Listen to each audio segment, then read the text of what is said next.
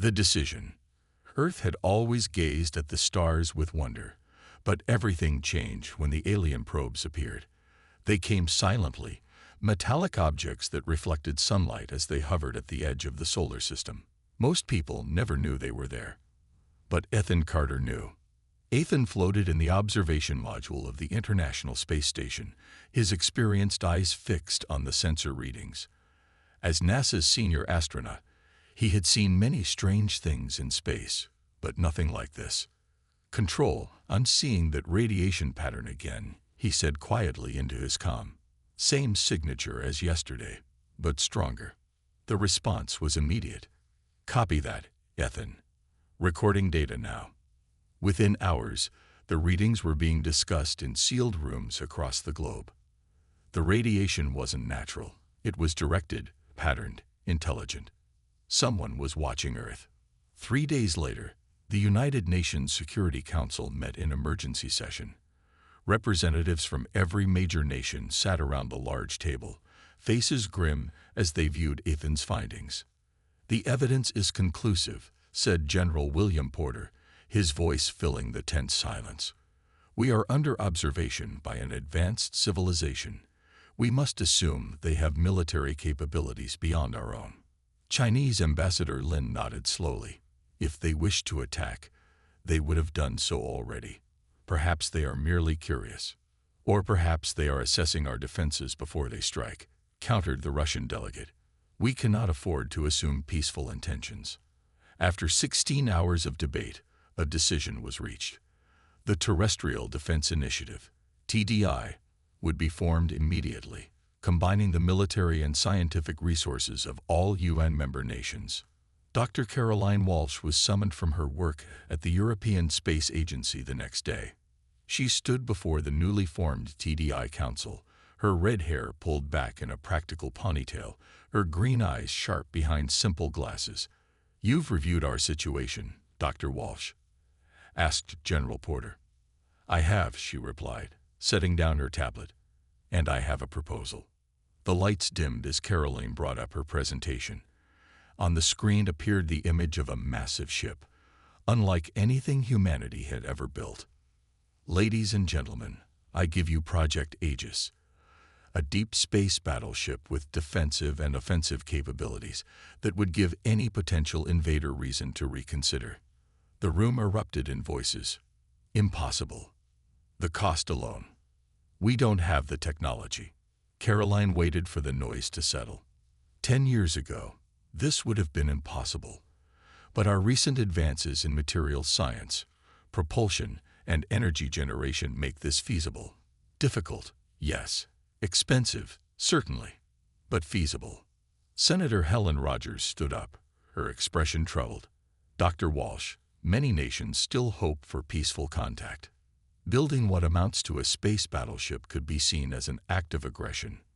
"With respect, Senator," Caroline replied, "a shield isn't aggression, it's protection. And right now, Earth has no shield." The debate raged for weeks. News of the alien probes was kept from the public to prevent panic, but rumors spread. Meanwhile, the TDI Council reviewed Caroline's detailed plans. On a rainy Tuesday in April, the final vote was cast. Project Aegis would proceed in secret. "We'll need the best minds from every field," Caroline told her newly assigned team. "And a secure location away from prying eyes." Alan Guion, a brilliant physicist who had pioneered new theories of quantum propulsion, smiled for the first time since joining the project.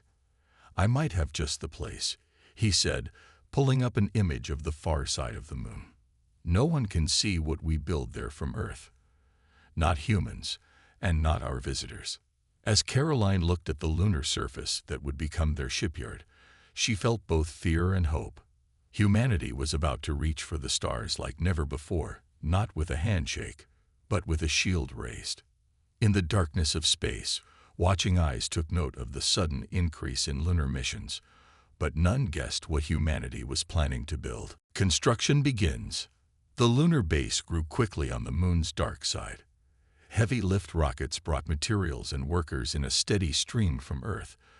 To the public, This was simply the International Lunar Research Station. But beneath its innocent-looking domes, Project Aegis had begun. Dr. Alan Nguyen stood in the main construction hangar, a vast cavern carved into lunar rock. Above him, through special reinforced windows, the stars shone with unwavering brightness. He watched as robotic arms moved massive metal plates into position. "First hull section is being placed now," Alan said into his comm. "Alloy mixture is performing exactly as predicted." Caroline Walsh floated toward him in the low gravity, her tablet showing real-time stress analyses. "The material is even stronger than we hoped. It can withstand impacts that would tear through conventional spacecraft hulls." They watched together as the robots welded the first sections of what would become humanity's greatest achievement. Not far away, mining drones harvested resources from nearby asteroids, bringing them to processing plants that turned raw materials into ship components. Back on Earth, Captain Olivia Dias reviewed personnel files in her Washington office. As former commander of a nuclear submarine, she understood the needs of a crew that would operate in isolation for extended periods.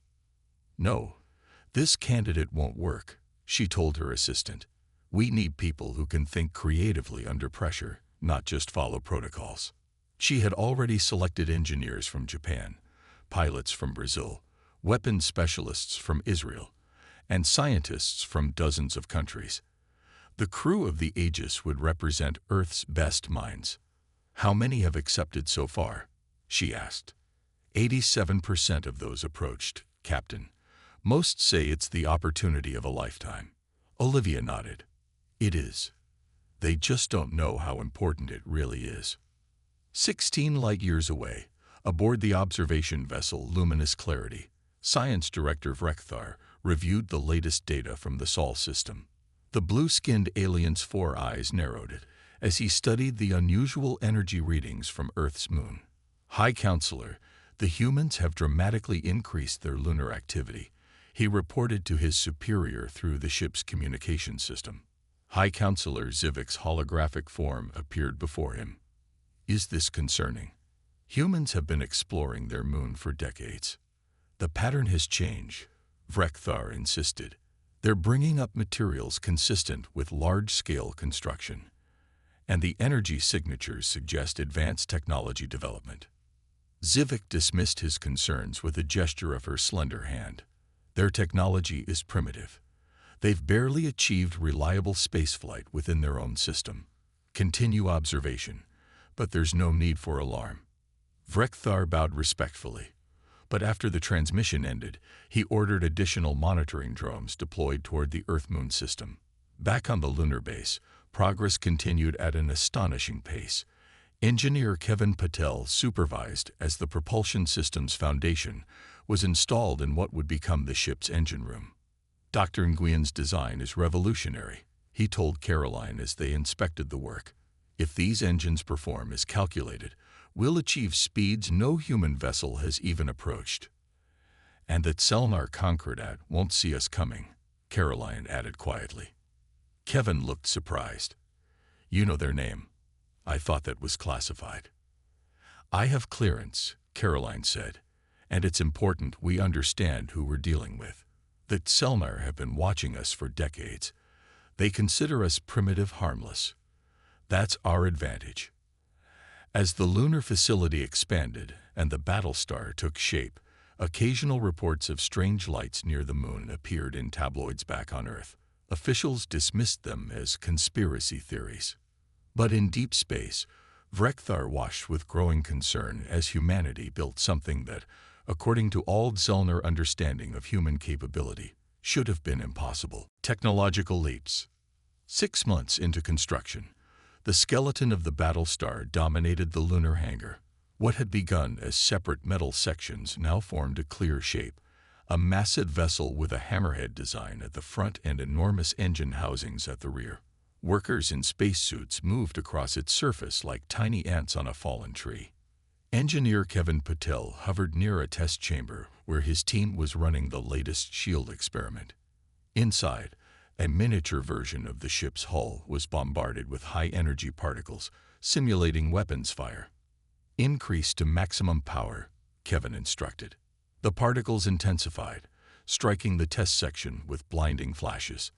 The shield around the hull section flickered, wavered, then stabilized, glowing with a blue-white light that repelled every impact. "We've done it," shouted one of the technicians.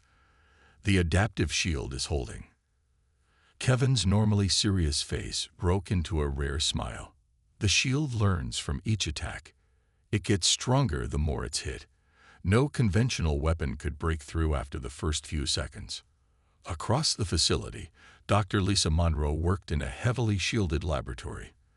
The physicist had been recruited from a top university, where her work on energy manipulation had earned both acclaim and concern from her peers. Too dangerous, they had said. Too much power to control. Now, surrounded by the best equipment humanity could build, Lisa watched as energy swirled in the containment field before her. It wasn't electricity or plasma. It was something darker, more fundamental to the universe itself. "Dark Energy Cannon Test 16, she recorded. 5-second sustained beam. She pressed a sequence of buttons. The swirling energy focused into a tight beam that struck the target. A chunk of asteroid rock 10 meters thick. The beam didn't just damage the rock. It seemed to tear apart the very space it occupied. When Lisa shut down the system, nothing remained of the target. "Success," she whispered. "God help whatever gets in our way." On Earth, in a secure facility beneath the Nevada desert, communications specialist Ryan Foster made the breakthrough that would change everything. His team had been working on faster-than-light communication, a technology that even the most optimistic scientists had considered decades away. "The quantum entanglement is stable," Ryan announced, watching the readings on his screen. "Message sent and received. Transit time, 0 seconds." The room erupted in cheers. With this technology, the Battlestar could communicate instantly with Earth from anywhere in space. No delay, no interception possible. None of them knew that their success had triggered alarms 16 light-years away. On that Selnar science vessel, Vrekthar stared at the readings in disbelief. His assistants had triple-checked the data, but the conclusion remained the same. "The humans have achieved quantum communication across space," he told the emergency council meeting. "Their rate of technological advancement has increased by 400% in the last Earth year." High Counselor Zivik's earlier dismissal had been replaced by concern. "This is unprecedented. No species develops this rapidly without outside assistance. Yet we've detected no alien contact," Vrekthar replied. "They're doing this on their own. And their construction project. I believe they're building a warship." Another council member, Jaxul, scoffed. "A primitive warship, nothing that could threaten the Concordat." "I'm not so certain," Vrekthar said quietly. "Their adaptability exceeds anything in our historical records. I recommend direct contact." Back at the lunar facility, Caroline Walsh reviewed construction progress with the project leaders. The Battlestar was now 40% complete. With systems being installed as hull sections were finished. "We're ahead of schedule," Alan Nguyen announced. "At this rate, we could be space-worthy in 14 months. What none of them knew was that they might not have that long. As the meeting ended, Deep Space Monitoring detected multiple objects entering the solar system at Selnar Observation Fleet, breaking their policy of non-interference for the first time in Earth's history. The Watchers had decided to take a closer look. The reveal. The satellite images appeared first on an obscure internet forum. Blurry but unmistakable, they showed something massive under construction on the moon's far side. Within hours, the photos spread across social media and news websites worldwide. Breaking. Secret space battleship being built on moon. The TDI security team scrambled to contain the leak, but it was too late. Someone inside the project had broken protocol. And now the world knew. In Washington, D.C., the president called an emergency meeting. General Porter and several TDI officials sat around the Oval Office table, grim-faced as they discussed damage control. "We can't deny it now," said the defense secretary. "The images are too clear." Then we don't deny it, the president decided. We explain it. That evening, televisions worldwide showed the same broadcast. Commander Jack Russell, newly appointed as the Battlestar's first captain, stood before a podium with the TDI logo. "Fellow citizens of Earth," he began, his voice steady despite the enormous pressure. "Today I confirm that an international coalition has been building an advanced spacecraft on the moon. This vessel, which we call Aegis, represents humanity's first true deep space warship." He paused as cameras flashed. 3 years ago, we discovered we are not alone in the universe. Advanced alien civilizations have been observing Earth. While we have no evidence of hostile intent, we would be foolish not to prepare defenses. The Aegis is humanity's insurance policy, a shield for our world. Public reaction was immediate and divided. In New York, thousands gathered in Times Square, some cheering, others holding protest signs. "Space Force see now, read one. Books not bomb is read another." Religious leaders debated the implications of alien life. Scientists argued about the technology shown in the leaked images. Military experts speculated about the ship's capabilities. On social media, the name Battlestar quickly replaced the official Aegis designation, borrowed from an old science fiction show. The name stuck, even in official conversations. At the lunar facility, security tightened as construction continued. Caroline Walsh worked through the chaos, focusing on the engineering challenges rather than the political fallout. "The public reaction doesn't change our timeline," she told her team. "If anything, we need to move faster now." Unknown to the Earth's population, another audience was watching Commander Russell's announcement with intense interest. Aboard the Xelnar ships that had entered the solar system, Vrekthar and his science team analyzed every frame of the broadcast. "Their leader speaks truthfully about discovering our presence," Vrekthar noted. "But the vessel they're building, it's far more advanced than they're admitting publicly." High Counselor Zivik, who had traveled with the fleet, studied the human images. "These creatures achieved nuclear power less than a century ago. Now they build ships with technology approaching our own. How is this possible? They adapt faster than any species we've encountered," Vrekthar explained. "They see challenges and overcome them at rates that defy prediction models." "Is this vessel a threat to us?" asked Jaxel, the military commander. "Potentially," Vrekthar admitted. "But I believe their intention is defensive. They fear the unknown. Us." Zivik made her decision. "Move the fleet closer. It's time we introduced ourselves properly." Back on Earth, at TDI headquarters, alarms sounded as tracking systems detected multiple objects accelerating toward Earth from the outer solar system.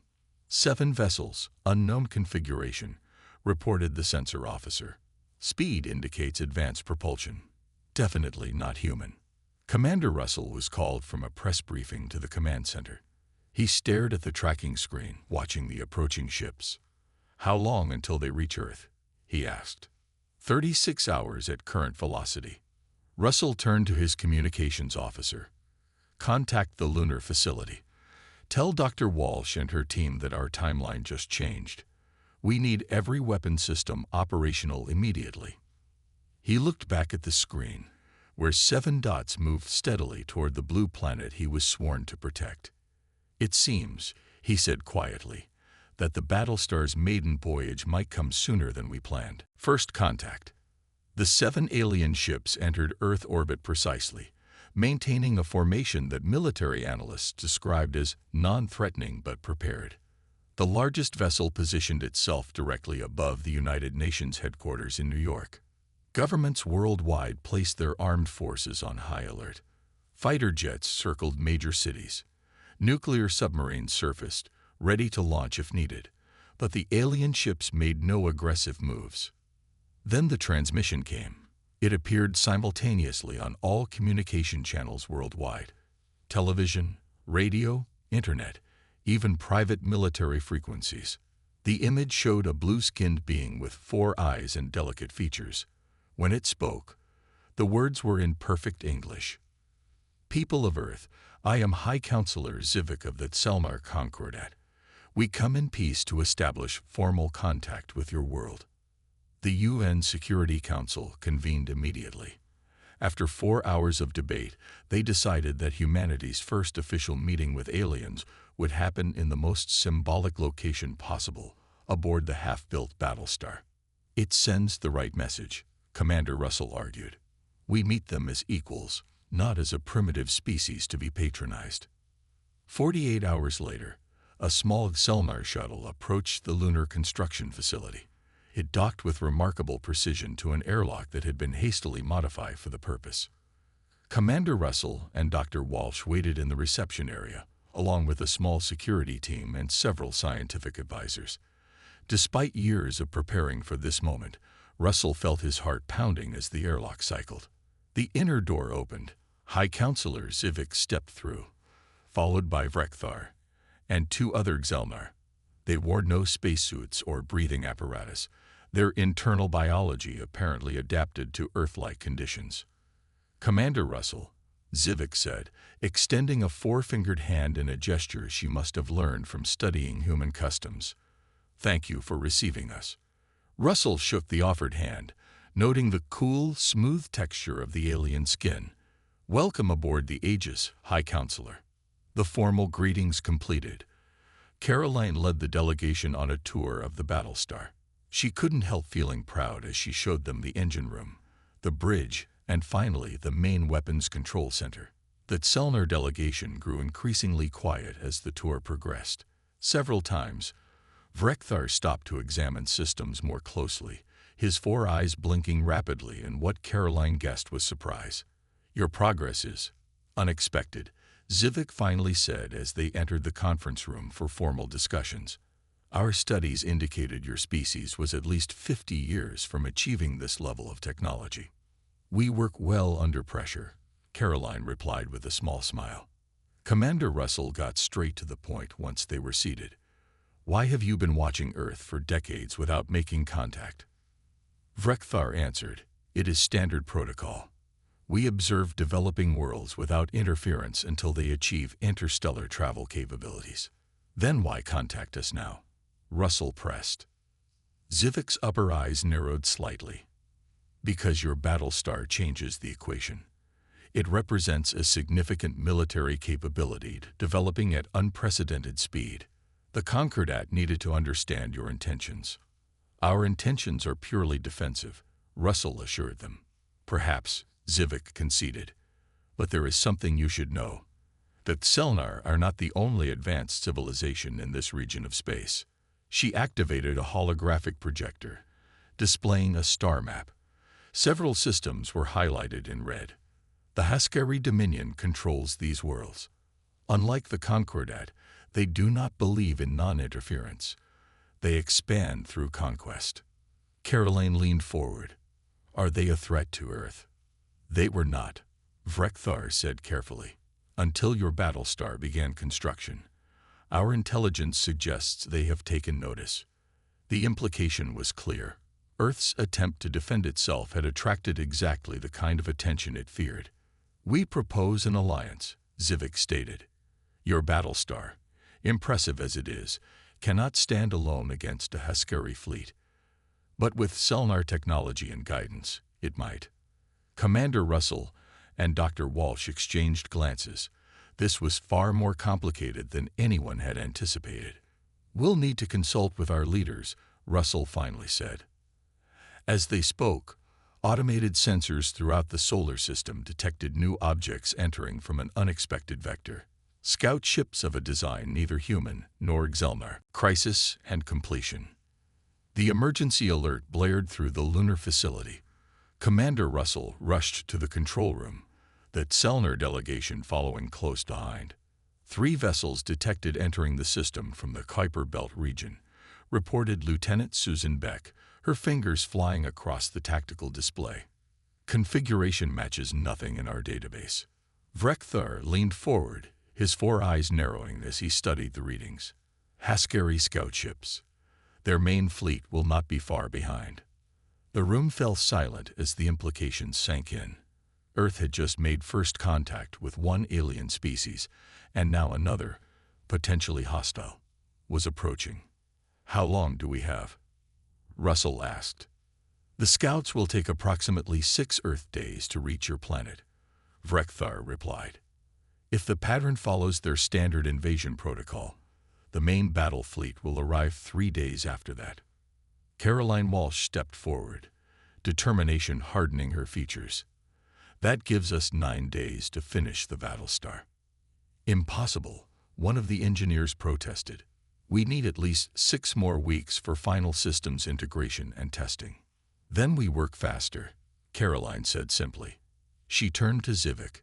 "High Counselor, is your offer of technological assistance still open?" "It is," the alien leader confirmed. "The Haskari are enemies to us all." What followed was the most intensive construction effort in human history. The lunar facility operated at triple shifts. Supply rockets launched from Earth every hour, bringing critical components and additional workers. Television broadcasts worldwide showed the feverish activity, uniting humanity in a way nothing had before. Engineer Amy Ramirez had been working on the weapons systems for 18 months. Now, with Selnar technical advisors at her side, she implemented upgrades that would have taken years to develop independently. "The power couplings can't handle this output," she told the blue-skinned engineer assisting her. "They'll burn out after a single firing sequence."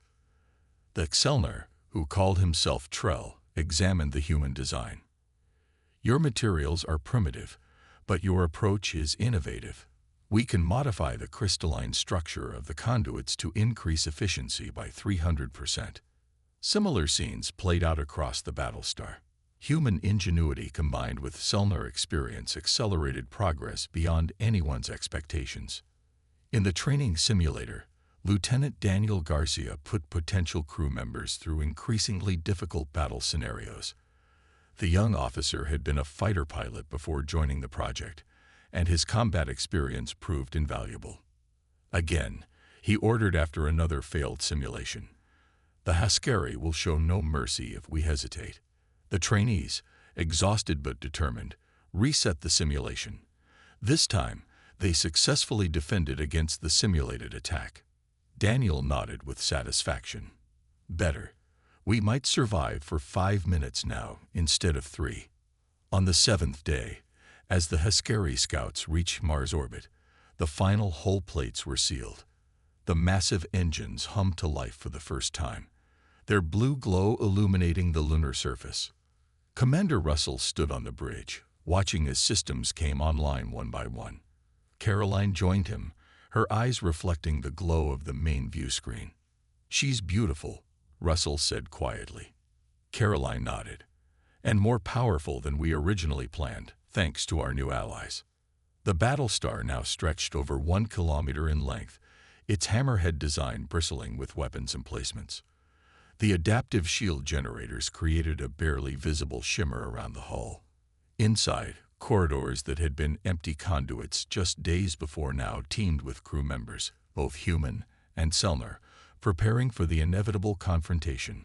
On the 8th day, with the Haskari scouts now in Earth orbit, and the main enemy fleet detected at the edge of the solar system, Commander Russell gave the order they had all been waiting for. "All departments, prepare for launch sequence. The Aegis is leaving dock." Massive doors opened in the lunar surface, revealing the Battlestar in its full glory for the first time. Sunlight gleamed off its hull as it rose majestically from its cradle, thrusters firing in perfect sequence. As it cleared the lunar facility, Russell gave one final order before engaging the main engines. "Send visual to all Earth broadcasts. Everyone should see what we've built together." Across the planet, billions watched in awe as humanity's first Battlestar emerged from the moon and turned to face the oncoming threat. Maiden voyage. The Battlestar Aegis moved away from the moon with surprising grace for such a massive vessel. On the bridge, Commander Russell settled into the captain's chair as status reports flowed in from all departments. "Engine performance at 94% of theoretical maximum," reported Chief Engineer Wilson. "Better than we hoped for. Weapon systems online and locked. Amy Ramirez confirmed from her station. Dark energy cannons charged and ready. Lieutenant Garcia managed tactical operations, his fingers dancing across the holographic controls. 3 Haskari scout vessels, maintaining position in high Earth orbit. They appear to be scanning us. Russell nodded, absorbing the information. The bridge crew, a mix of humans and Selner, worked with focused intensity. Despite minimal training time together, they functioned as a cohesive unit. Open a channel to the lead Haskari vessel, Russell ordered. The main view screen shifted to show a reptilian face with amber eyes and ridged skin. The alien commander regarded the humans with obvious disdain. "This is Commander Jack Russell of Earth's Battlestar Aegis. Your presence in our system is unauthorized. State your intentions." The Haskari commander's lipless mouth curved into what might have been a smile. "I am War Leader Kresh of the Haskari Dominion. Your primitive world is now under our protection. Surrender your vessel and prepare for occupation." Russell exchanged glances with Rekthar, who stood nearby as liaison officer. The Xelnar gave a subtle hand gesture that confirmed their suspicions. The Haskari had no interest in peaceful coexistence.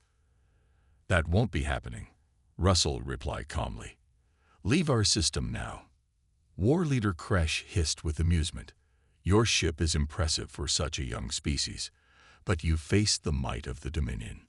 Even now our main fleet approaches. You have 1 Earth day to reconsider." The screen went dark. "Charming fellow," Russell remarked dryly. He turned to his crew. "Battle stations. We don't wait for them to bring reinforcements." The Aegis accelerated toward the Haskari scout ships, its massive engines pushing it to speeds that defied conventional physics. On Earth, billions watched through hastily deployed space telescopes as humanity's defender moved to engage. "They're powering weapons," Garcia reported as they closed distance. "Configuration suggests plasma-based technology." "Shields at maximum," Russell ordered. "Prepare evasive pattern Delta." The lead Haskari vessel fired first, a brilliant beam of energy that struck the Aegis head-on. The Battlestar shields flared but held strong, absorbing and adapting to the attack. "Return fire," Russell commanded. "Target their propulsion systems only. Let's show restraint." Amy activated the conventional weapons array, precisely targeted energy beams that struck the Haskari ship's engine section. The alien vessel shuddered visibly but continued its attack, joined now by its companions. "They're coordinating their fire to overwhelm our shields," Vrekthar observed. "Standard Haskari tactic." Russell smiled slightly. "Then let's show them something non-standard. Lieutenant Garcia, implement attack pattern chaos." Garcia nodded, transmitting the pre-planned sequence. The massive Battlestar suddenly executed a series of maneuvers that should have been impossible for a vessel its size, rolling, diving, and accelerating in unpredictable patterns that scattered the Haskari formation. "Dark energy cannons locked on all 3 targets," Amy announced. "Fire," Russell ordered. The weapons that Dr. Monroe had developed unleashed their power for the first time in combat. Beams of concentrated dark energy, invisible except where they distorted space itself, struck each Haskari vessel simultaneously. There was no explosion, no dramatic destruction. Instead, sections of each ship simply ceased to exist as space itself warped around them. The bridge fell silent as they observed the devastating effectiveness of their weapons. "All 3 vessels disabled," Garcia finally reported. "They're drifting." "Open a channel," Russell instructed. War Leader Kresh appeared again, his command center now damaged and smoking behind him. "This is your only warning," Russell stated firmly. "Return to your fleet. Tell them Earth is protected, and the cost of invasion will be too high to bear." The Haskari commander's expression was unreadable, but he gave a curt nod before the transmission ended. Within hours, the disabled scout ships reversed course, limping away from Earth toward their approaching main fleet. 2 days later, long-range sensors detected the entire Haskari armada changing course, bypassing the Sol system entirely. On the Aegis Bridge, humans and Selner celebrated together as the threat receded. High Counselor Zivik approached Commander Russell with a formal gesture of respect. "The Galactic Council will need to reevaluate humanity's classification," she acknowledged. "Your species has accomplished in months what takes others centuries." Russell looked out at the stars visible through the main viewport. "This is just the beginning. We've proven that different species can work together when threatened. Perhaps we can work together in peace as well." As the Battlestar Aegis returned to Earth orbit, plans were already underway for additional vessels. The stars, which had once seemed so distant and unreachable, now beckoned with both promise and challenge. Humanity had built its first Battlestar. The galaxy would never be the same.